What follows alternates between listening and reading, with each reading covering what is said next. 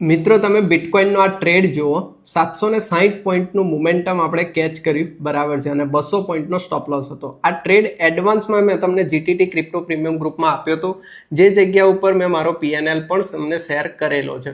આ ગ્રુપમાં જોઈન થવું બિલકુલ ફ્રી ઓફ કોસ્ટ છે. જસ્ટ કોમેન્ટ કરો એટલે હું તમને ડિટેલ આપી દઉં છું. નાવ લોજિકની વાત કરી લઈએ. 30 મિનિટ ટાઈમ ફ્રેમમાં આપણે આવવું પડશે.